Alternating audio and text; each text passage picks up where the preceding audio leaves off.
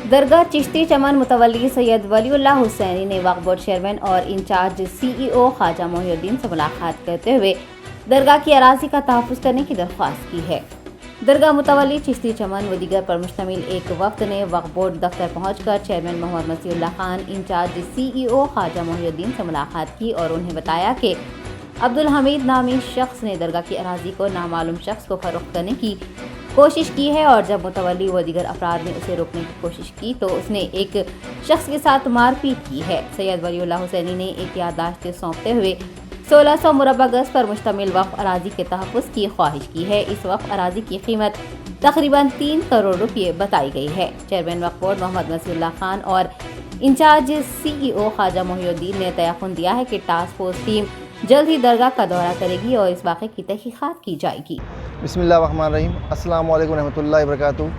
मैं आले मोहम्मद पीर चिश्ती सानी सैयद मोहम्मद वलीउल्लाह हुसैनी इफ्तिखारी सज्जादा नशीन बारगाह सरकार वतन रहमतुल्लाह अलैह व मुतवल्ली चिश्ती चमन। अल्हम्दुलिल्लाह तबारकल्लाह। आज हम लोग CEO साहब के पास आए थे एक दरख्वास्त लेकर। अल्हम्दुलिल्लाह CEO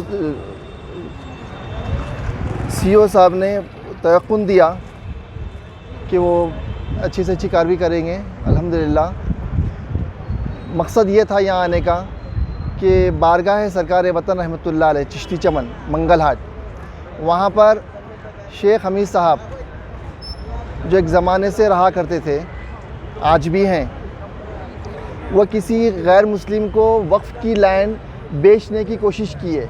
मुझे अखबारी इत्तला मिली, अखबार में दिए थे वो लोग जो ख़रीदने वाले हैं। क्या नाम है उनका? श्रीकांत साहब।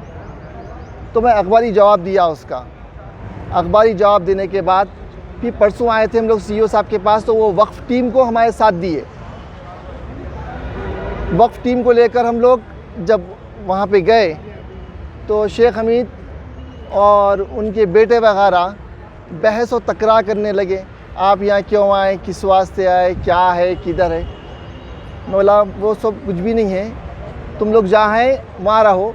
मैं वक्फ़ की टीम को लाया हूँ सर्वे कराने के लिए, मेरे को सर्वे कराने दो, तुम लोग बीच में मत आओ।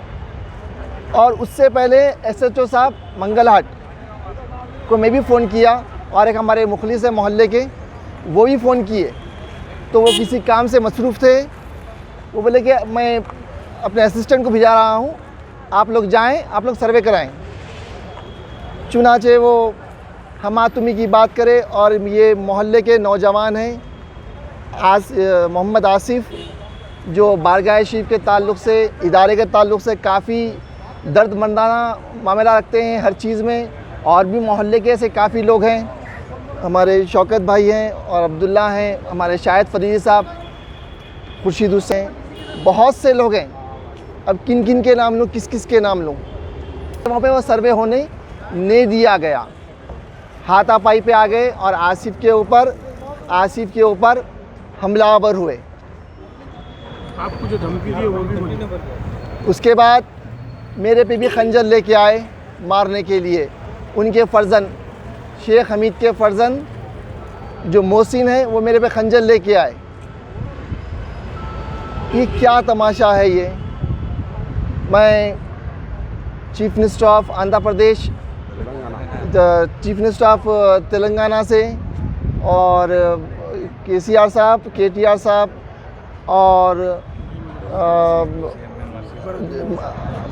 मसीहुल्लाह साहब से चेयरमैन और बैरिस्टर असदुद्दीन नबी साहब, सदर कुल मजलिस इत्तेहादुल मुस्लिमीन और जनाब अकबरुद्दीन नबी साहब से सबसे मैं ये अपील करता हूँ, ख्वाहिश करता हूँ कि इस बारे में खुदारा ख़ास तवज्जो लें, क्योंकि ये मामला किसी ज़ाती मिल्कियत का नहीं, ये मामला इदारे का, बारगाह शरीफ का, मस्जिद और क़ब्रस्तान का मामला है। ये मैं अपनी ज़िंदगी वक़्फ़ करके रखा हूँ, मेरे बड़े अपनी ज़िंदगी वक़्फ़ कर दी है इसके लिए, मैं अपनी ज़िंदगी वक़्फ़ कर दिया।